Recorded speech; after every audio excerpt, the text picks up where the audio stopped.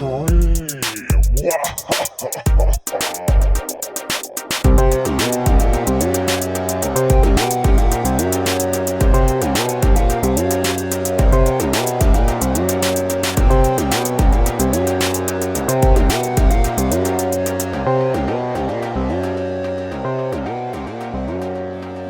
is Teenage Scream, where we fondly dissect the best and the worst of 90s teen horror.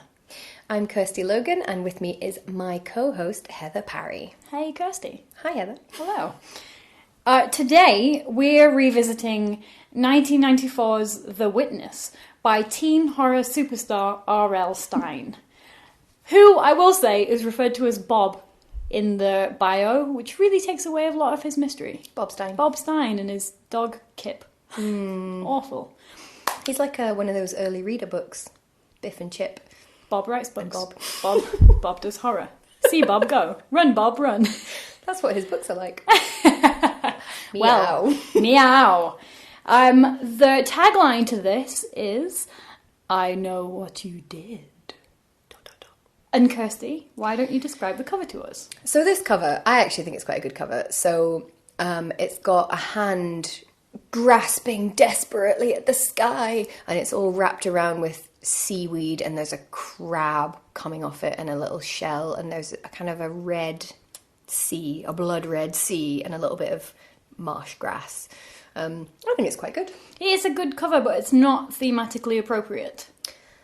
No, it doesn't really make sense. No, I feel like it's a generic cover that they've just slapped on it. And it would have been more appropriate for last week's podcast where we covered the lifeguard. Yeah, it would actually. Not so much now. Because there's not really... There's no seaweed. There's no crabs sea. as a plot point. There's not really a grasping hand. Well, I can kind of see that, but... Anyway. The cover might fool you into thinking it's creepier than it is. And we'll not say our opinions just yet. Okay, I'll say let's try and save those opinions. So, The Witness begins with two friends, Roxy Nelson and Ursula Nordqvist. Do you think that she is Scandinavian? I think she might be. She is in fact described as a graceful, blonde Norwegian snow princess. Oh, there we go. Is that racism? Well, speaking of race, I find this book the whitest white book that I've ever read. So this is what Ursula has that's white. She's got white blonde hair. She's got white socks, a white skirt, a white shirt, a white visor, a white bag, and white car seats. And later, Roxy is wearing a sleeveless white t-shirt and white denim cutoffs. And they're playing tennis, which is the whitest sport of all time. So really, it is impressed upon us that this is a white book about white people. I mean, there are no people of colour in the entire Point Horror universe, as far as I'm aware. See, I haven't read all of them, but I believe that to be true. Everyone in Point Horror is white, rich, upper middle class, and straight. Unless you agree? You're a boy from the wrong side of the tracks. Yes, where you still seem to have quite a lot of money, though. Yeah, that's true. Relatively speaking. Mm-hmm. But anyway, we join Roxy and Ursula when they're playing tennis. Like so many teenagers in the Point Horror universe spend their Saturdays playing tennis at the country club. Kirsty Logan, have you ever been to a country club? No. Have you ever played tennis on a Saturday in your teens? Well, yeah, weirdly, because where I grew up, there was a tennis club at the end of the street. We weren't actually members of the tennis club because you had to pay to be a member, but we would sneak in there. Okay. Ooh, so it was breaking and entering. I mean, it wasn't locked. We just walked in there with tennis rackets, looking like we were meant to be there. And I'm sure they knew that we weren't members, but like if the court was empty... They let you get away with it. They just let us get away with it. Oh, okay. So yeah, I did play tennis, but not in a kind of country club way, in a kind of sneaking in, lurking like you were meant to be there type way. You see, we had tennis courts at the local park, but we also had crazy golf. Yes. So you'd always really do crazy golf because it is much more exciting. Fun times. Anyway, we join Roxy and Ursula while they're playing tennis. And unlike Ursula, Roxy is short, boyish, and dark, which, as we know from the Point Horror universe, is fundamentally less attractive than being slender and blonde and graceful. Of course. And Norwegian. So, we're introduced to these two characters, and they have an adversarial friendship, would you say? I would say they're not even friends. Why are they pretending that they're friends? Roxy keeps Ursula around to make herself look more attractive, I feel. No, the other way around, surely. Ursula keeps Roxy around. I think Roxy likes Ursula's sort of aura. And she likes being in that sort of graceful space. Like her glow will reflect off her. Yes. Okay. Off of Roxy's short, boyish, dark exterior. Yeah. And we learn very early on that they like making bets. But because Ursula is more blonde, graceful, slender, feminine, she often wins these bets. Because she's more girl. She is maximum girl. She's more woman than boyish Roxy.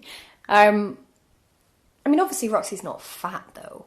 You don't get fat people in Point Horror. There are no fat people whatsoever. She's probably athletic at best, let's say.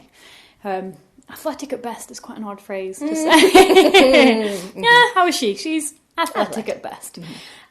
So these guys have a bit of a frenemy-ship. What's the word for that? I don't know. I feel you're too forgiving. I feel like they're both the worst. Or maybe that's why they're friends. I mean, Roxy is literally the worst. She is the worst of all people humans who have ever existed. The worst human. Worse than genocidal maniacs and everything. I mean, well... Maybe not quite so much. Maybe not. She's not Hitler, but she's not great. When I die... say that about everyone. When I die, I really hope people don't say, well, she wasn't Hitler. But she wasn't the best, but could have been worse. I feel like there's a really wide playing field to be able to fall into. That's true. Anyway, both Roxy and Ursula are kind of awful because their friend Shauna Cone, has her name? Shauna Cone, which sounds like it should be a hair pun. Yeah. Shauna Cone. So there's this ice cream shop around the corner from us in Glasgow, and I never understood the name of it. And one day I said to my wife, I don't understand this shop. Why is it called a wafer, a cone? And then she was like, no, say it Glasgow, away for a cone. I'm away for a cone. Oh. I am away. I am going to get a cone. And I was like, that's good. Right. Shauna Cone sounds like it should be a pun. Yeah, or like, I'm showing her a cone. Like, you got your cock out. Pun. Yeah. Oh no, that's awful. That's the worst. Terrible. So it's funny that you would think a cone with a cock. Surely it's boobs.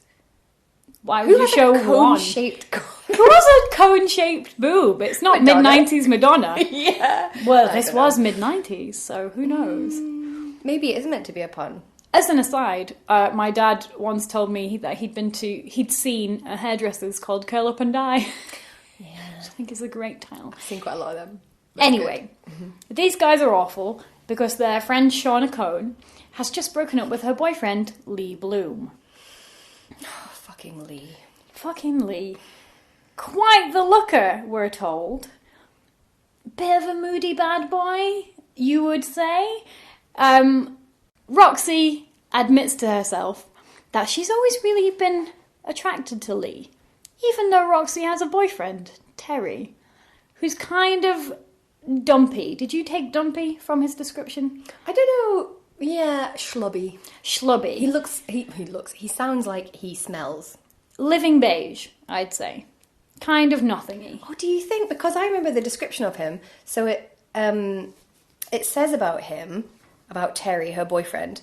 So at one point she sees him and it says he's got unbrushed hair and a Ren and Stimpy 90s t-shirt with, quote, a long rip down one side. A long rip. Oh. So like not a small rip, the entire side has come away. So I'm seeing him as like boys like I knew in the 90s, kind of like stoner boys that didn't wash their hair. That's what I'm seeing. And then the whole grunge thing happened. Yeah. So I think that's what he's meant to be like. Okay. So I don't know, maybe he is dumpy, but I'm just seeing him as like kind of schlubby stoner. And we're also told that he's loud and brash. And that he treats Roxy like a possession, although we never really see that He puts his arm around her once or twice and she feels it. Anyway. That's true, but she only doesn't like it when Lee is there. Exactly, because Lee is the sex symbol in this book. So... I cannot deal with Lee. We'll get to Lee. Lee is tanned, slim, and athletic, with dark, soulful eyes. Is there any other type in the point horror world? Gotta have dark eyes. And straight black hair, which is attractive. Is it? I mean, it could be. Kind of. How long is it? Is it straight like it points directly upwards? Is it long? Who even knows? But we know he's a bad boy because he has a tiny silver ring in his ear and a scar on his chin. An unexplained scar. Oh, where's that come from? He's been in some trouble before. And, plot point, he has a blue and silver shark's cap that he almost never takes off. Now, I know enough about male aging to say that Lee is going to have balding problems when he's older if he wears his cap all of the time. Really? Yes, it can rub off your hair. One of my uncles went very bald because he wore his hat all the time. Or did he wear his hat because he was going bald? Well, that's a good question I have not considered. In my family lore, it's because he wore the hat. I see. Anyway, remember that cap, because Okay. it's going to come up. It's the stupidest, most boring plot point of all Of all time. Sharks. Also, is that a team of something? Sports ball. I assume so. Sports ball. A catching and throwing type Yes. activity. A very masculine type of sport. I don't know if it's a real team or a point horror multiverse team. I mean, it could be the San Jose Sharks, but that'd be quite odd. You could have just made that up. I don't know what you're Maybe I have. What handball Hockey? sport is that? It's hockey sports ball. Oh! Sports puck, if you will. Oh, okay. Anyway, Lee has a yellow cigarette boat, which I have to say, I don't know what that is. No. I imagine it as a very thin boat with a motor on it. I imagined a boat made of cigarettes. It doesn't float very well. No, I mean, I don't think that's what it really was, but that's the picture that I could not shake from my mind. Also, cigarettes are expensive, and it I would be a know. real waste of them. I mean, so are boats. well, true. Maybe that's why. But in the point horror world, everyone has disposable income. I like that it is assumed that we, the reader, the 12-year-old reader, knows what a cigarette boat is. Maybe American readers do, Maybe. and we just don't know. Anyway, they're very, very excited about this yellow cigarette boat. So Roxy and Ursula go out on a trip with him on his little boat. His little boat. His little boat. We are going straight to the euphemisms right now. I feel like if you've got a boat, it's very phallic. Yeah, Always. that's true. Especially if it's yellow for some reason. Bananas again, phallus. You see where I've gone I around the see how you're houses going. with the cock reference there. I see. So Roxy and Ursula go out on his boat with him, and then they decide they're going to make a bet about Lee. Now, Ursula, as we've heard, she's the more attractive one. But Roxy thinks that she can win this one. So they bet $50, which I wouldn't bet $50 now, and I'm 31 years old. Or pounds. I went to Las Vegas and could only bet about $15 because I just was obsessed with the amount of money I was throwing away on nothing. That's true. That's like £200 now. Yeah, that's a lot That's for a lot of money. teenager. Why did they get that money? Rich. Plot. Rich point horror universe. Plot point. That's why.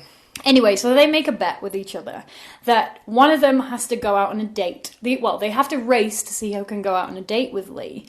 And, in an incredibly sexual plot point, they have to show up at school the next day wearing his shark's cap. Which is very, sort of, do you not think that's a bit risque for a point horror? I feel like this whole thing is super male and weird.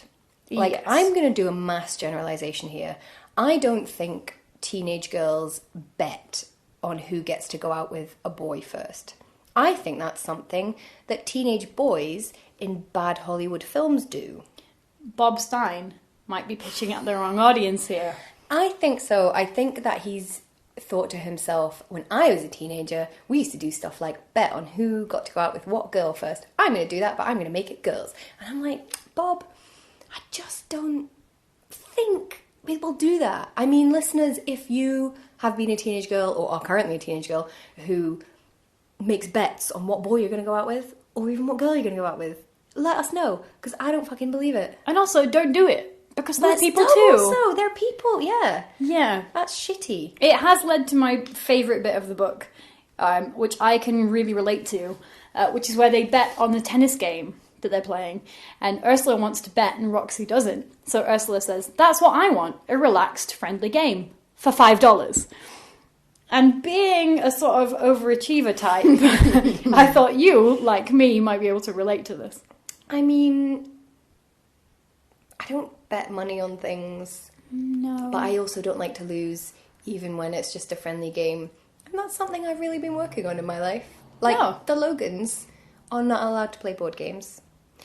Because me and my brother are too competitive. I no longer play Monopoly with my partner because it does not end well anytime. It ends with a pool of hatred that everyone is in. I mean, that's Monopoly, though. Monopoly's a piece of shit that makes everybody hate each other. And it's designed that way. Yeah. Yes. And it's designed to make you feel sad and greedy. Like capitalism! Oh my god. We've gone there so soon. Yeah. Anyway, don't play Monopoly. Don't play Monopoly, don't bet on other people. Mm-hmm. But they do. So, Roxy is out with her pudgy, ripped shirt boyfriend, Terry, who is loud and brash, and she sees Ursula getting into Lee's cigarette boat, not a euphemism. Or is it? And she decides that she is not going to lose this bet. For once, she is going to win this bet. So, in an incredibly quick heel turn, she decides that she is going to cheat. And she is going to cheat by breaking and entering. Like you do. So, I should say at this point, Ursula works in the principal's office at the school for a few hours a week, doing things that aren't always that well defined, because I feel like you wouldn't have a student working in the principal's office. I feel like, is that not a data protection thing? Yeah. I mean, because what she's doing is super 90s, because what she's doing is taking the records, which presumably existed only on paper, and is putting them into a computer. I don't feel like that's GDPR compliant. We'd be married in emails at this point. I don't think it is either. Well, because of this, Ursula knows where Lee lives. You could also just follow him home if you were being that kind of creepy stalker guy. Or you could probably just ask him. Also, all these places are teeny tiny, so everyone would know, I think. I know. Anyway, Roxy decides that she's going to go to his house when he's not there, get in somehow, and go upstairs, take photos. She's going to use her lockpick kit. Of course, that every teenager has. Yes. I've watched videos of that, and I don't think I could do it still. No. Lockpicking videos. It's a skill I want. I mean, yeah, it would be pretty complex, otherwise everybody would do it. Yeah, then locks would be useless. Redundant. Yeah. Completely redundant. Anyway, she's going to get into his house. She's going to take some pictures of his bedroom to prove that she was there, even when he denies that she was. Which is a bit of a plot hole. Problematic. Because he's not in the wouldn't it be better if he was in the pictures? Yeah, and it would still be kind of odd, because he would still be saying, like, she wasn't, that doesn't really work. Anyway, she's going to steal his shark's cap and then show up at school the next day and win the bet. But we've already been told that he doesn't take the cap off. Almost never, apart from when he's out with his parents on a Friday night. Oh, I missed that bit. Okay. There you go. Of course, it's implied. You have to do a little bit of work, Kirsty, Logan. Sorry. Come on. So, Roxy goes to Lee's house and no one is there, and she somehow gets in. Oh, the door is open. I believe. I mean, maybe people in this place don't lock the door. Maybe America's incredibly safe. I don't believe so. I know it's like if you are from a small town. I mean, I'm a city girl, so it seems really stupid to me, but I think a lot of people in small towns don't lock their doors. I mean, not when they're out, though. Just when they're in. Yeah. I mean, I'm not even saying that. was going to say something stupid about my house, and I'm not going to. There we go. My unlocked house, here's my address. I leave my front door open. I have no curtains. Anyway, so Roxy goes into Lee's house when no one is there. She goes into his room, she takes some pictures. Plot point, remember that one. It'll be significant. And then she hears that someone is in Lee's house. A man and a woman, / a boy and a girl. They're having an argument. Quite a violent, aggressive argument. The argument then turns into a fight, and Roxy gets scared. This is Lee and some other girl. No evidence to present that this is the case, but she believes it. So Roxy tries to think how she's going to get out of the house. She runs down the stairs, for some reason stops, and semi-accidentally takes a picture into the room where she can hear the voices coming from. Yeah, I don't really understand how that happened. And in the flash of the camera, why has she got a flash on the camera? Turn the light on. She can see blonde ringlets piled up on top of a girl's head. And then she runs from the house as she hears the fight getting physical. That's such a 90s hairdo. I spent the whole of the 90s trying to have curly hair, trying to have ringlets, and failing. Really? That's all I You tried to have wanted. ringlets? Yeah. Curling iron. Yeah, I know, but it just doesn't hold. My hair is the straightest of straight hair. It's straighter than a point horror character. It's so straight, it doesn't curl. Did you not have the, what was it called, where it made your hair, like, wavy? I did have a spiral tong. Oh. I spent a long time spiral tonging my hair, which sat very nicely for about 10 minutes, and then fell became out. straight again. I have the same thing. Yeah, you just can't do anything with my hair. No. Anyway, the next day, guess, a girl's body is found. Roxy knows that it was Lee.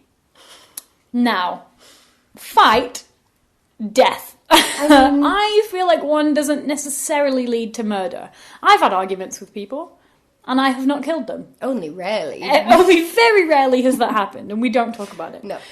But Roxy is convinced that Lee killed this girl. Also, can we just chalk up another Roxy as the worst point? At no point is she like, I should probably check that this person is okay. So she overhears this boy shouting at a girl, and she's like, how can I run away? She's not like, maybe I should intervene, or maybe I should call someone. And then she won't even the next day because she doesn't want people to know that she was in Lee's house. I mean, just call anonymously. That is a very good point. There are systems in place. There are payphones. For exactly this type of tip-off. Yeah. Yeah, but she doesn't want to be known as a cheat. You know, her dad's a lawyer. She should know right and wrong, even though she clearly doesn't. So, the next day, she goes to see the girl's body because it's being taken from one place to another, not covered. Yeah, it's unclear. It's unclear, but she's very convinced and she's very scared. So she goes to see the body and she sees that the body has Ringlets. blonde ringlets piled up on top of its head. Well, it definitely wasn't me then. It was not you. You did not get murdered in not. 1991. I'm In happy to horror. say. No. Happy to say.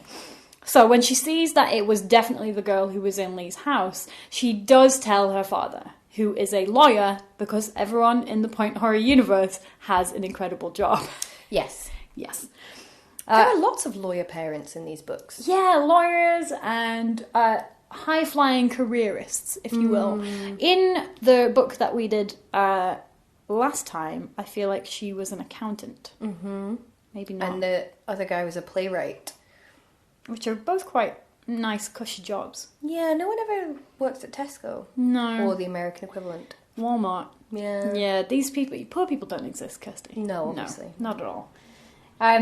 Anyway, being an arbiter of right and wrong, her father believes her immediately and does take her to the police station. And I feel at this point we should talk about the most frustrating thing about this book, which is a pointless jump scare every 4 pages. Every fucking chapter ends in a pointless cliffhanger. That then is totally wiped out in the next one. Mm-hmm. My favourite, of course, is the mop. Oh my god. So Roxy puts her hands forward and feels a corpse. Which is, in fact, a mop. Which, okay, let's think that through. An incredibly thin corpse, if she thinks it's the handle, or a corpse...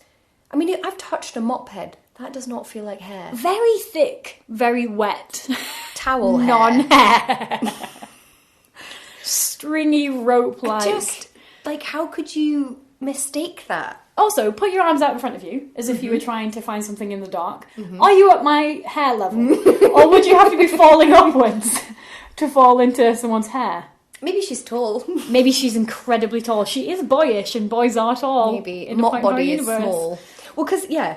So we've got, for example, her friend comes over, covered in blood! Oh, no, she's just cut her hand. And then, they're drifting out to sea! Oh, no, it's just a joke. prank. Yeah. And then, of course, we come to this one in this chapter. The police are arresting her! No, it's Just a a prank. joke. I mean, really? I feel like if everyone who went into a police station was greeted by a policeman who went, "I'm arresting you on murder," society would crumble. You just can't do that.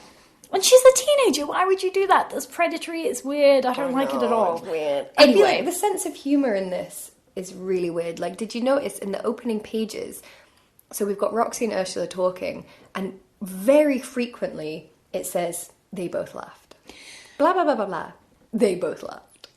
And people go from laughing to solemn in a matter of seconds. So it'll be like, ha ha ha, someone's dead. And I feel like Bob Stine doesn't spend a lot of time with real human people. See, I agree.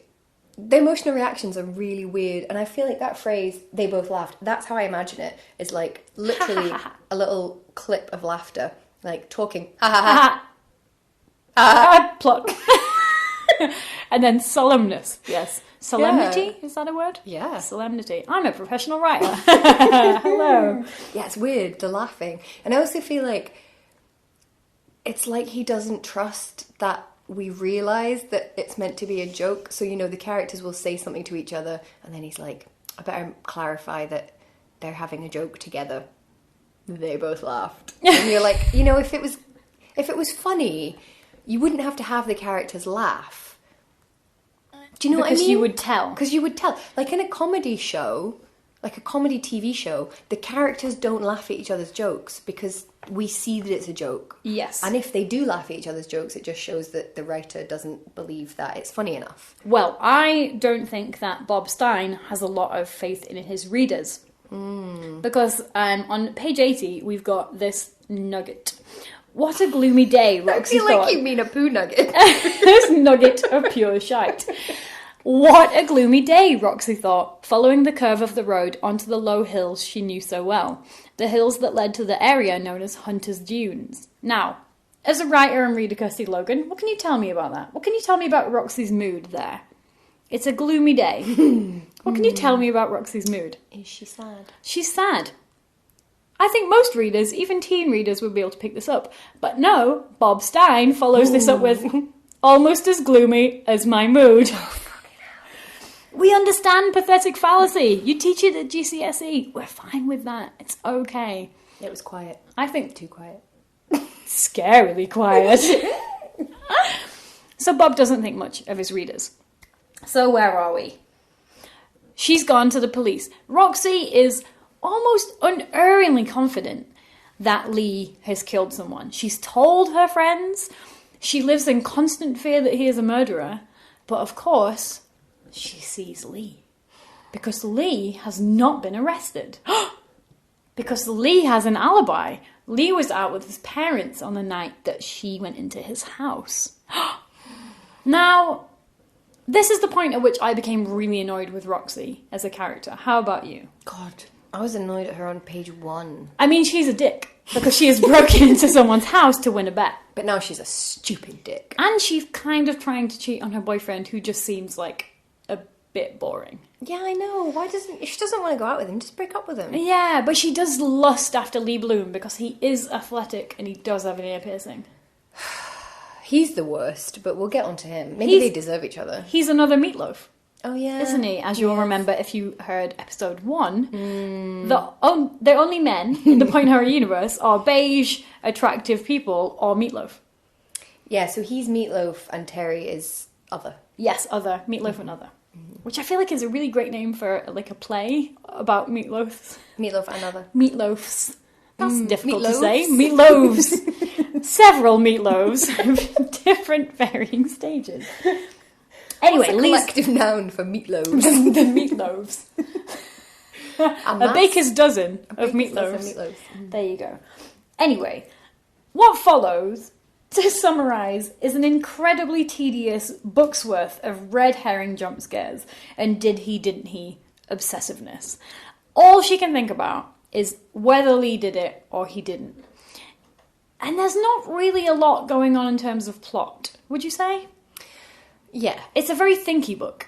We're very much in Roxy's head, and she's not doing a lot except be terrified. And then Lee will arrive and say things like, I saw you. Chapter. I saw you walking to school this morning. Just going to say this, Bob Stine. No, you can't do that.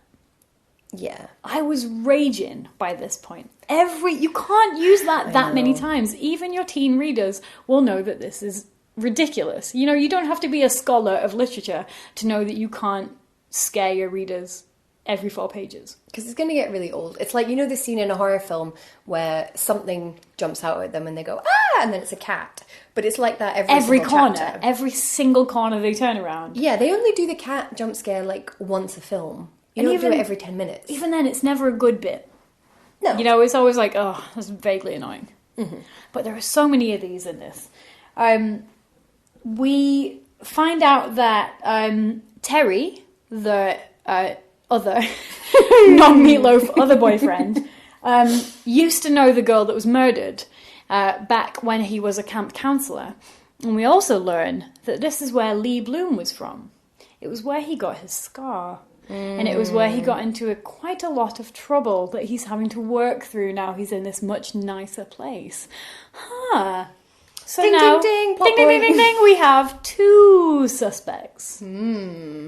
I still think Terry is probably the better of the 2, but never mind. So we're unsure. Sorry, Roxy is unsure at this point. She thought it was Lee, but Lee has an alibi. Now she thinks it's Terry. Could she? As we know, that is your choice of man and murderer, meatloaf or other. And both potential murderers. Yes. Yes. Be a lesbian. I mean, Ursula is clearly the most attractive one. And the only one who's not even considered to be a murderer at any point in this book. That's true. Although, that would have been a better ending. Is this sexist? Only the men are considered as murderers? I was thinking about this on the train today. A lot of these books are about horrible murderous men. Yeah, that's true. A few are about women. Are they sexist? I mean, women can kill too. Women can kill just as well as men, given the chance, given the adequate pay. Come on. Anyway, Terry sort of strangely gives Roxy a gift of a turtle that he's found on the beach. Well, she doesn't really want it, but he sort of forces it at her.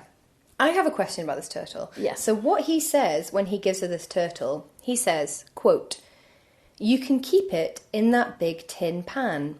You know, the one you had all those snails in." This is never returned to or explained. Why did she ever have a big tin pan full of snails? To eat or pets or science project? Like, why?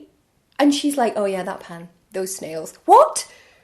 Is this because she's boyish? That she has fucking snails? Also, let me tell you, we once found a snail on some veg that we had in our veg box, and we kept him as a pet, and we named him Rupert, and he was very tiny, and we kept him in a see-through plastic container, and he became very depressed, so we had to let him go. How could you tell? He became very sluggish.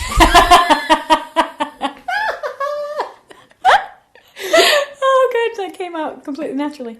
Anyway, he was a bit slow and he wasn't really eating, so we let him go. I feel like if you kept snails in a tin pan that they couldn't even get light in, they'd be borderline suicidal. Oh, I'm seeing it as like a high-sided, you know, like if you pan for gold. You know, like you do all the time. Why the fuck the did reference I go that for we that? all have, yeah. Do you know why I thought about that? She was panning for snails. Yeah, maybe that's what she was doing. Panning for snails. Panning for snails. I'm not imagining it like a saucepan. I thought it was like a high-sided big metal pan Oh, okay. With no lid. with no lid. I still feel like that's kind of cruel. And what happened to the snails? They would have just crawled out in that instance, surely. Yeah, that's true. Anyway. And why did she have them in the first place? Where did they go? Did she eat them? Oh, Let them go? Oh, maybe. I don't know. It's never returned to. Which, again, is why I think Bob Stine, I don't know, don't think he really understands gender. Because to me, like, that's something that if it was an 8-year-old boy, you'd be like, okay, 8-year-old boys do that. Yeah. I don't know if, like, 15-year-old girls do that much. No. It would be an unusual 15-year-old girl that had a pan of snails. You should make more of it, I think, in that instance. To be honest, if any 15-year-old was having a pan of snails, just don't do it. It's just weird. Just leave it alone. It's such a strange plot point. Anyway, Roxy takes the turtle because it's been forced on her, non-consensually, by her boyfriend. And then the turtle, about half a chapter later, is smashed to death on Roxy's front porch as a warning to stop talking. Which I feel like that is way too far. That is unnecessary. That's very brutal. It really is. You'd really have to fuck up a turtle. You know, like, that's cruel. Take a hammer to a turtle. That's you just serial killer imprisoned. shit. Anyway, yeah. I mean, he is a murderer. I mean, well, That does make sense. But they don't seem that bothered. No. I feel like if it was my pet, if it was my little gorgeous doggy, and someone smashed my dog, Jesus, I would be absolutely devastated. Even if I'd only had her for a couple of days, like she's only had the turtle for a couple of days. Yeah. She's just like, oh dear. Oh, now I'm really sad about thinking about someone smashing in Rosie. I know. Oh, let's not do it. I know. No. I'm not into it. Please don't smash my dog. No one smash Rosie Logan. Rosie Bennett Logan. Sorry, yes. Rosie Bennett Logan. Ms. Rosemary Bennett Doctor Logan. Rosemary Bennett Logan. Lady Reverend Rosemary Bennett Logan is her official name. Lady Reverend is such a great drag queen name. That is good. Lady Reverend. Lady Reverend. Anyway, Roxy gets over this giant loss, and to cheer up her mood, she's taken skating. Now, Ursula, I haven't mentioned this, Ursula hurt her back and was on quite a lot of muscle relaxants.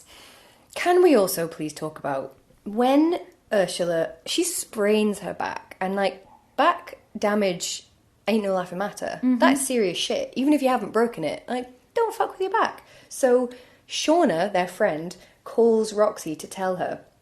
Roxy's response is, quote, "And you woke me up to tell me this tragic news?" she demanded sarcastically. Bitch. Fuck you, Roxy. Bitch. How horrible is that? She doesn't say, like, is she okay? Can I do anything for her? Can I bring her some grapes and a copy of Take a Break? No. What a bitch. American Take a Break.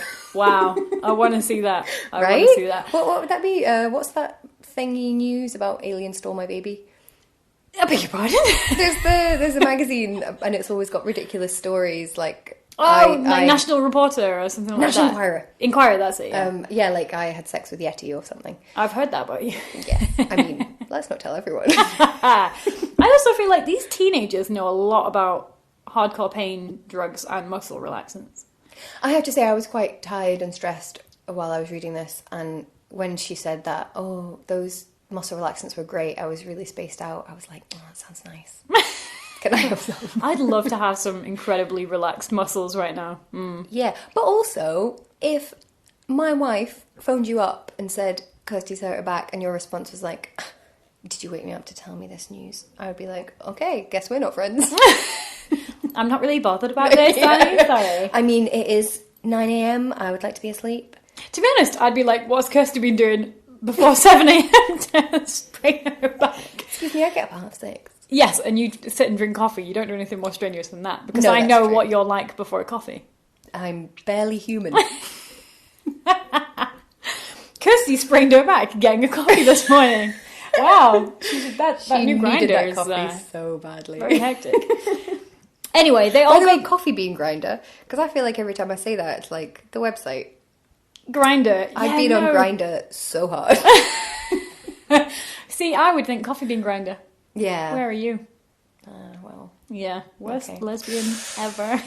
that'd be why I'm not having much luck on Grinder. They're all dudes. Who know, knew? what? Who knew? Anyway, so they go skating, and Ursula hurts her ankle because, of course, she is a bit dopey from the muscle relaxants, and she's not strong enough. She shouldn't be out, Kirsty. She should not be out. She shouldn't.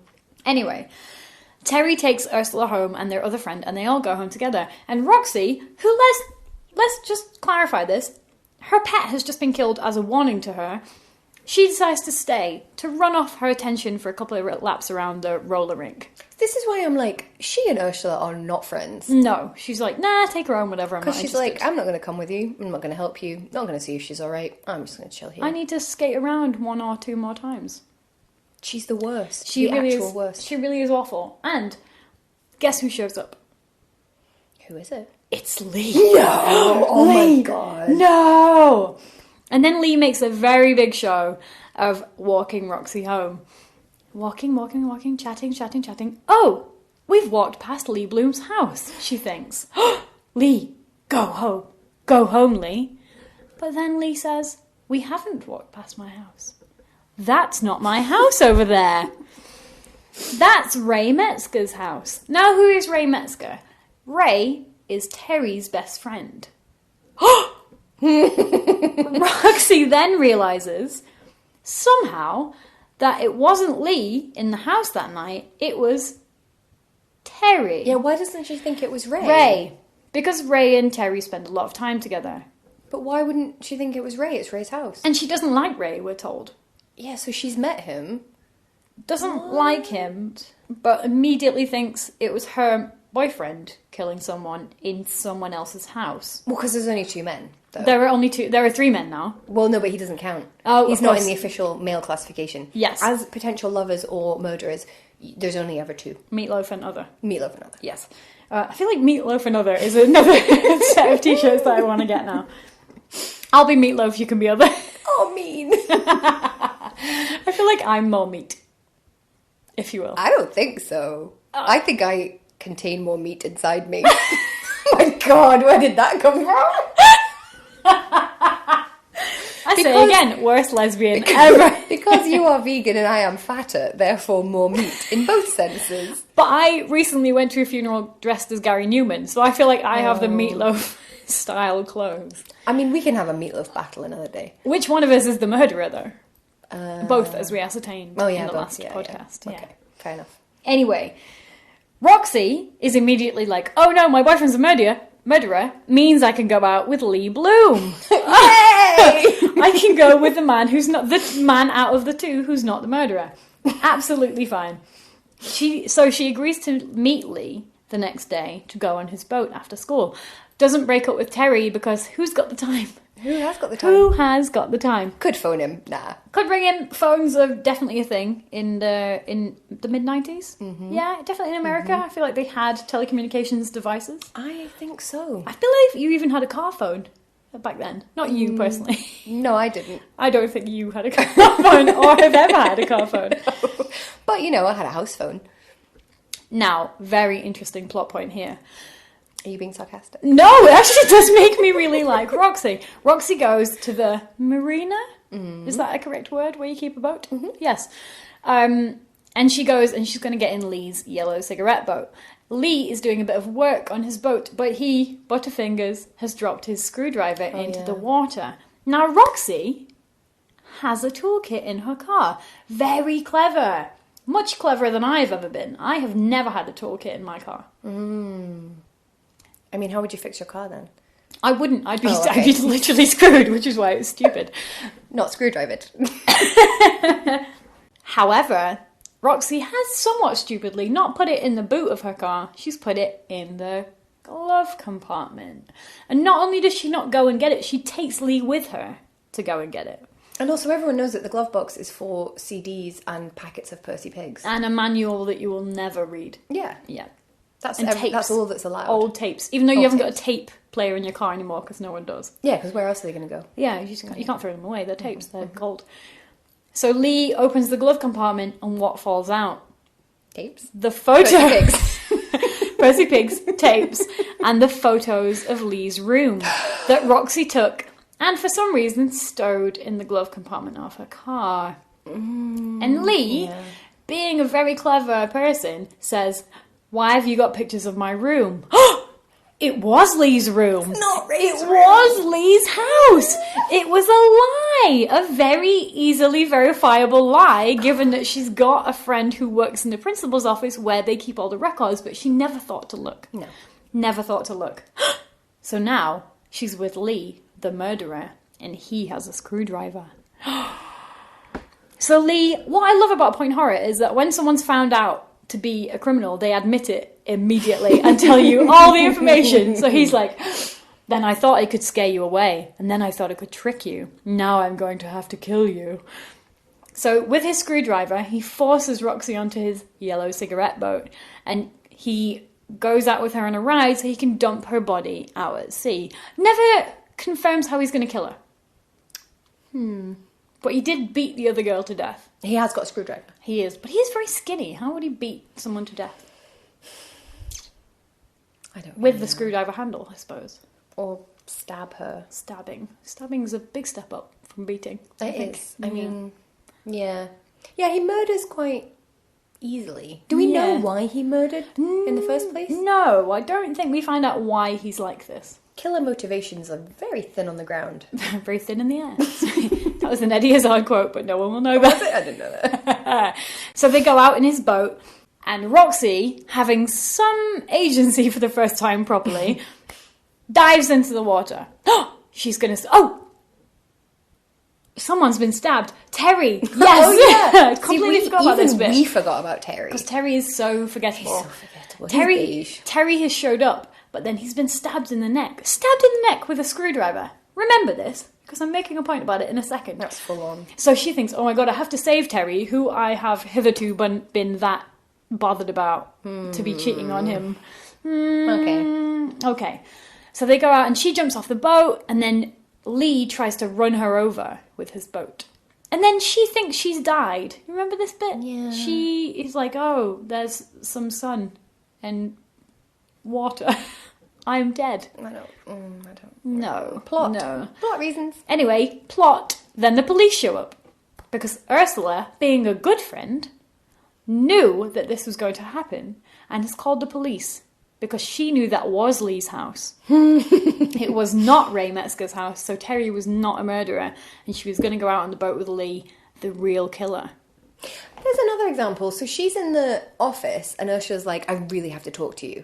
No, I really, really have to talk to you. And then she's like, okay. And then Ursula gets distracted, and then she's just like, bye. See you later. I just feel like, see when people have got important things to say, just why didn't Ursula just go, hang on a sec? Yeah. Oh, why didn't she just say, wait, no, it's just this? Or just, like, the time that it took her to say, I have to talk to you. No, I really have to talk to you. No, I really have to talk to you. She could have just said, Lee's a murderer, it's his house. You could have said all those things. Could have just said it. Could have just Take said like a minute. It's not hard. I know. Anyway, the end. Terry forgives her. Ursula forgives her for being a dick. Lee is arrested by the police. And she grabs the cap. She has won the bet. Because she has ended up with the shark's cap. And that's the most important thing in the whole novel. So I've noticed this about R.L. Stine books, right? They all end on a quip. A little quip at the end, which, I'm going to be quite frank, makes them all sound like sociopaths. Because he's been fucking stabbed in the neck with a screwdriver. But he's Someone's fine. dead. He's fine. But the person was still murdered. And they're like, well, I know people have been murdered and I just nearly died. But hey, quippy quip. Quip, quip, quip, quip. Makes Also, you I feel sound like so crazy. I feel like stabbing someone in the neck with a screwdriver is not something you can really come back from. I mean, like, unless it was like a little, like, to fix your glasses type. like the ones you get in a Christmas cracker. Yeah, tiny screwdriver. So half the an inch screwdriver. Toolkit was a grandiose term, really. Well, it was a Christmas cracker. glasses So. fit. Anyway, Terry's fine. Essentially, it was all fine. Now, Kirsty Logan, how did you feel about this book? I only read it a couple of days ago and I basically forgot it instantly. Because most of the book is given over to doing the jump scares that are complete red herrings. Mm-hmm. Yes. I do feel like, I've read a few R.L. Stine books by this point, and I do feel like he's got a bit of a Mad Lib situation going on, that it's like a write by numbers kind of thing. Like, he's got a little structure, and he just plugs in different names and locations, slightly different jump scares, and a quip at the end. As you saw in my bright pink post-it note on the front of this book, I think he's phoning it in. But they're all like that. It's not like he's got the good books and then the filler books. Like, they're all like that. Were Goosebumps books like that as well? I think so. I don't really like Goosebumps. But he did the Goosebumps too, didn't he? Mm-hmm. Yeah, you're right. But I don't remember ever being, like, super surprised by how a Goosebumps book went. No. It seemed like it was so ridiculous at this point. Like, there were so many of them that it got in the way of anything else. It got in the way of character, it got in the way of plot, it got in the way of literally everything. It was just, oh, you should be scared of this. Oh, you've been stabbed in the neck. Oh no, it's just someone touching you. Or like he goes out to grab her necklace and then throat, and then he says, oh, you've got a nice necklace. And like, so I actually thought that bit was quite good. So there was like one good bit in this whole book. One bit that I thought was actually kind of creepy, which is when Lee is talking about her necklace and he like gets too close to her, too close up in her face, and he like touches her necklace and then he says, oh, it's really delicate, isn't it? And goes to like break her necklace. And I thought, actually, that's pretty creepy. That is a good threat. That's the only creepy or interesting bit in the whole book. Yes. I also want to say, I've dated some people that I didn't have a lot of respect for and didn't really like that much. But you couldn't ever have convinced me that they were a murderer with scant evidence and half an hour to spare. Do you know what I mean? I never would have thought, no, they've definitely killed someone. They're very quick to believe. Like, even if someone, you know, another teacher at Annie's school was murdered, I wouldn't be like, God, it must be Annie. It must be Annie or Annie this one other person. Yeah. That's the only two options. Is Annie Meatloaf or other in this instance? I think she's Meatloaf. She's 100% Meatloaf. Sorry, Annie. I'm congratulations, other. Annie. Yeah, I'm other, I have to say. I want to be Meatloaf one day. One day I'll be Meatloaf. You can be meatloafs together. Okay. Do we have any very American things in this book? So there was one bit that jumped out at me, which is at one point they're eating chicken, fried chicken, and the character says, would you like a biscuit? And I assume... Hobnob. It doesn't mean a hobnob. Yep. It doesn't mean a Jaffa cake. No. Which, oh, I know that's a cake. Yeah, it doesn't mean a hobnob. It doesn't mean a blue riband. Doesn't mean a Viennese World. So this is a skill I didn't know you had, being able to pull out the most ridiculous biscuit. Don't know why they popped into my head. Ridiculous biscuit is my band name. Thank you. That's a very tough sentence to say. Yeah, so I think, I don't know. I've heard a biscuit in America. It's a bit like a scone, not a fruit scone. No, like it's a savoury scone. Yeah, which sounds gross. Kind of like a really hard dumpling, almost. Like it's not. They're like very thick bread. You usually have them with gravy. Like a dough ball, like a bready dough No, ball. it is more like a scone, but they're just not sweet at all. They're just Okay. very savoury, heavy things that you put gravy over. Okay. It's one of those American meals I don't really understand. I don't really understand either. Yeah. I'm always fascinated by grits. I don't know what grits is. It's like a savoury porridge. Yeah, I've had sounds weird. them, and I didn't enjoy it or them particularly. How dare you misgender those grits? Yeah. I have no idea. How about fashion? How about 90s fashion choices? I didn't notice any. Apart from all the white. Oh yes, the super white. With the white car. Like, I do think that's a bold choice, a white t-shirt and white denim cutoffs. Like, yeah. I don't wear white ever. I'm going to get it grubby. I'm going to spill sauce on it. Yeah, I'm terrible for that. I will get tomato. I won't even have to eat a tomato and I will get it down my white shirt. Yeah. Mm-hmm. Or you just spill your coffee or I don't know. It's a stupid idea. Don't do it. Oh, it's stupid. There was quite a few 90s things I liked. Like, at one point, there's a Walkman and cassettes. Also, well, actually, this is a fashion thing. Weird obsession with cut-off jeans. For both genders wear cut-off jeans. Oh, I didn't notice that. It's because I wear cut-off jeans all the time. Do you? No. I don't think I've ever had cut-off jeans. I probably have, to be honest with you. Jeans? I mean, I guess this is a hot place and we live in Scotland. So. True, yeah. The baking Scotland heat does not give over to cut-off jeans. No. I don't know whether it comes under fashion, but Lee smells like cinnamon. Is that an attractive smell? I mean, if it's a bun. I still wouldn't want to fuck it. No. I mean, I do really enjoy cinnamon buns. But to eat, not to be attracted by. And why would a teenage boy smell of cinnamon? That's like a thing a middle-aged woman has in a candle or a baker has ingrained in skin. Maybe he goes to Lush a lot. I think he definitely went to Lush in America in 1994. I feel like cinnamon, just too odd, too strange. That is weird, isn't it? Why would you pick that, Bob Stine? I don't know. I'm not into it. This is why I think he's gender swapped the whole thing, because it would be more likely that a female would smell like cinnamon. I think you're being very gender essentialist there. I think I am. I would never smell of cinnamon. I would smell of cinnamon all the time. I cook loads. But you would be more likely to choose something that smelled cinnamony than David would. Do you think? I don't know. But then you're not the most gender conformist people. Maybe that's a bad example. David bathes in cinnamon. Yeah. Oh well. Rubs it on. I mean, it's nice. Okay, so how about our top trumps? Yes, our top trumps for the witness. Too stupid to live heroine. I don't know if she's stupid. I'd say she's shallow and petty. She's not smart. She's not vapid, though, like a No. lot of them. She's kind of just awful. Scheming. Doesn't really give a fuck about other people. Is a bit of a cheat and a liar and very obsessed with herself and what she thinks. Yeah. Yeah. I don't think she's too stupid to live. No. She's too shallow to like, though. Yeah, we probably know a Roxy. Unfortunately. I don't know, do you think? Oh, maybe. Well, maybe. I'm gonna go one. Yeah. Well.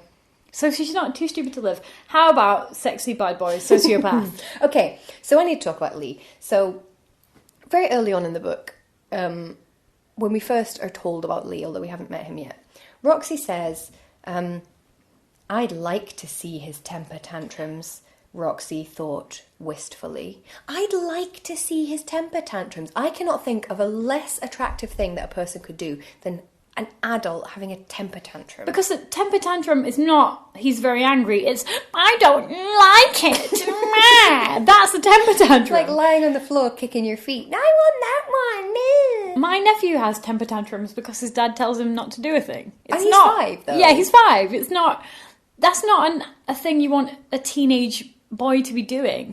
No.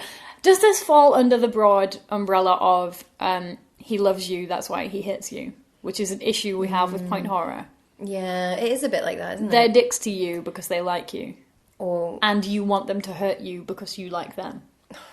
God, Which is very 90s gender relation stuff. I mean, the gender lessons in point horrors are never amazing. No. This one, I think, is particularly bad. Because she's a scheming liar and he's a sociopath. Yeah. A murderer. An actual murderer. He's an actual murderer. Also, some of his attempts to be threatening, I don't know if they really work. So here's one that stuck out for me. See you later, he repeated, speaking each word slowly and deliberately. So this is the second time he said it. So let's imagine I'm Lee. That's what I'm doing. We've just had a conversation. See you later. See you later. Like, was that scary? I just Come think on. you have maybe lost your hearing and couldn't hear it the first time, or... Yeah, because you'd be like, yeah, I heard you. Yeah, right. I get it, yeah. Also, see you later. Yeah, Bye. Bye now. Get away from me. Yeah. Yeah, I wasn't sure about that. This is Bob Stine issue with real human emotion again. Yeah. Do you think he's an alien? I think he's a bot. Steinbot. Before... Bobbit Stine. Oh my god, it's a clue! Robot Stein. Oh my god, we solved it. We own point horror now. Death toll. We only have one. Well, there's 1 or 2 if you include the turtle, which I really feel for that turtle. That was not fair. He or she has done absolutely nothing wrong at all. He or she was just going about his or her business on the beach, having a lovely turtle life. And you know what? They live for a long time if you don't smash them in. I'm very upset about this. I'm quite upset by the turtle. Then let's include him or her. Death toll 2. 1.5 Yeah. maybe because it's small. Yeah. Is that it... doesn't mean you can kill a short person, and it's not as bad as if you kill a tall person. Is that not how the law works? It's about body mass. This is why I dropped out of law school. I didn't understand the sentencing procedures. Is it good though? No. 1. It gets 1 out of 5. 1 out of 5. That's brutal. On like level of genuinely good, it gets 1 out of 5. I would agree because I'm so needed annoyed. gin to I say needed that. a mouthful of gin to even consider this. Now we've given away that we're a little bit drunk. Damn. Oh no. Yeah, I was very annoyed by this book because I feel like it started off well. There were a couple of really funny things, and then he just phoned it in. You know what it is? It's a week before deadline book. Yeah. He signed a deal for 350,000 books or whatever it is that he's written, and this is his last one. I was very annoyed. I think I'm agreeing with you. And also, I noticed a weird thing. In my paperback copy of this, the title at the top of all the pages is actually, I Saw You That Night, ! So I feel like he called the book, I Saw You That Night. Well, it's exclamation, I saw you that night! I saw you that night! So that's what he's called it. On his Word document, or Word Star. What did you have in the 90s? Word Star? I had Word Star in the 90s. I don't even know what that is. I had a pen and paper. Well, we were early adopters to technology. I remember WordStar. I remember typing stories in WordStar. Whatever he had, he's called it I Saw You That Night, and they've changed it to The Witness, but like, which is forgotten. Better. I hate them both. Yeah, they're terrible. I mean, the whole book is awful. The whole book should not have been made, to be honest with you. Yeah. I do feel like also, and this came up earlier, when we're talking about like an overarching title for R.L. Stine's books, sometimes they're called Goosebumps, sometimes they're called Point Horror. The series should actually be called Horrible Rich People. Yes. Because all of his books are about horrible rich people. Playing tennis, often. Yeah. With parents who aren't really good parents. That's quite a long series title. Yeah, we'll have to use the initials. Yeah. It'll be something like... Yeah. Is it good, bad, though? I mean, I enjoyed... being confused about the snail pan. The pan of snails. I mean, it is kind of good bad, actually. It was a fun hate read. Because some stuff is like, it's not really good, but it's not really bad enough to be a hate read. Whereas this, like, you could hate read this. Oh, you see, I think I was just annoyed. Too annoyed to appreciate its badness. Because I couldn't get into a rhythm with it. I was just like, stop trying to scare me every 4 pages. I would give it a 1 out of 5 for good and a 2 out of 5 for good bad. Yeah, I'm going to go with that. Yeah, so it's pretty low. Would you recommend it to a friend? I mean, if it's literally like, read this or scratch your initials into the wall with a penknife, I'm imagining you're in jail for some reason. If you're in prison, feel free to read this book. If you have literally nothing else to read, it's like this or... the back of a cereal box. Maybe read the cereal box first and then read this. And I will say it is a great example of what not to do if you're a writer. I would give this to a class and say, don't write like this. Everything in here, do the opposite. Yeah, don't do any of this. Yeah. Yeah. Okay, then we don't like it. I'm sorry, Bob. I know you're a superstar. We're not into it. We did not like it. I mean, Bob, we'll give you another chance. We'll be discussing your other books, but this one, not a winner. No, we're not starting off on a good foot. No.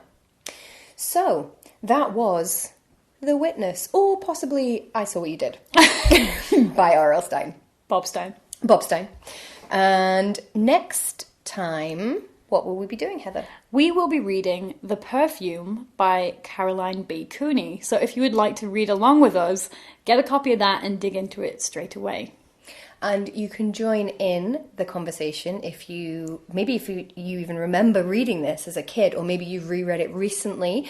Join us on Twitter. We're at @TeenageScream_. And on Instagram, we're at TeenageScreamPod. And also, if you like the podcast, please do subscribe and leave us a little review. We would absolutely love that. Thank you very much. Thanks. Bye, Kirsty. Bye, Heather.